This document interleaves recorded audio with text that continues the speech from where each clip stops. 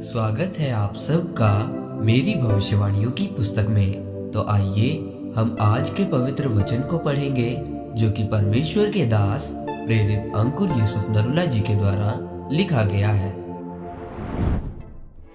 शैतान को मौका मत दो, जैसा कि दूसरा शमूएल अध्याय 15 उसकी 30 आयत में लिखा है।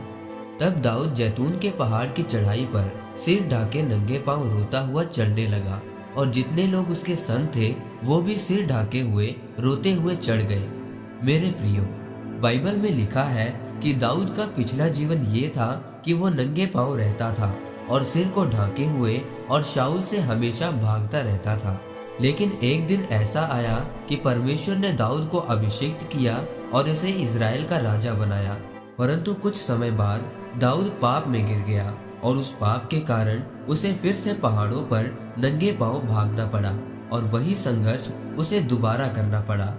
परमेश्वर के दास ने उससे कहा कि तूने जो पाप किया है अब इसका असर तेरे घराने पर होगा, क्योंकि बेतशेबा के पति को मरवा कर तूने परमेश्वर के सामने पाप किया है और अब इस पाप के कारण तलवार तेरे घराने से कभी अलग ना होगी। तूने एक पाप को छिपाने के लिए दूसरा पाप किया, इसीलिए तेरे विरोधी होंगे। बाइबल बताती है कि कुछ समय बाद दाऊद का बड़ा बेटा अबशालोम उसके खिलाफ खड़ा हो गया और उसे मारने के लिए उसके पीछे पड़ गया, जिस कारण दाऊद को फिर से जैतून के पहाड़ों पर नंगे पांव चढ़ना पड़ा। एक पाप ने फिर से दाऊद को वहीं पहुंचा दिया जहां से वो निकला था। मत्ती की पुस्तक में लिखा है कि जब एक बार दुष्ट आत्मा किसी घर में से निकल जाती है तो फिर वो वीरान जगहों पर विश्राम ढूंढती है, लेकिन विश्राम नहीं पाती। फिर वो उसी घर में वापस आती है और उसे सजा सजाया पाकर अपने साथ 7 और दुष्ट आत्माओं को लेकर आती है और उस घर में प्रवेश करती है। आज शैतान आपको फिर से उसी स्थान पर लेकर जाना चाहता है जहां से आप निकले थे, लेकिन ऐसे समय पर आपको समझना है कि आपको शैतान कहां से गिराना चाहता है। मेरे प्रियो, जब तक आप शैतान को मौका ना दें तब तक उसकी इतनी हिम्मत नहीं है कि वो आपको हानि पहुंचा सके। कई लोग अपने कामों में इतना व्यस्त हो जाते हैं कि वो परमेश्वर के साथ समय नहीं बिताते और इसीलिए शैतान उनको पाप में गिराता है। फिर बाद में वो रोते हैं। जिस समय दाऊद छत पर टहल रहा था उस समय उसको प्रार्थना में होना चाहिए था, क्योंकि उस वक्त उसकी प्रजा युद्ध में थी, लेकिन वो आराम में था और छत पर टहल रहा था। उसी कमजोरी को शैतान ने पकड़ा और उसे पाप में गिरा दिया।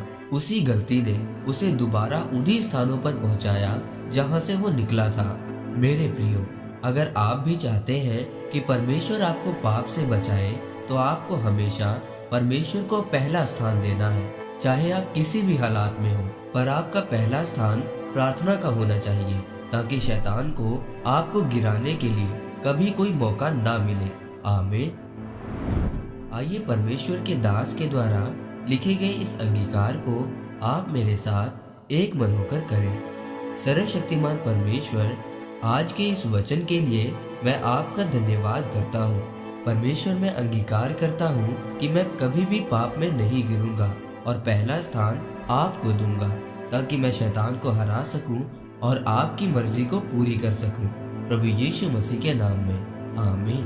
परमेश्वर आप सबको आज के वचन के ऊपर मनन करने के द्वारा आशीषित करें। आमीन।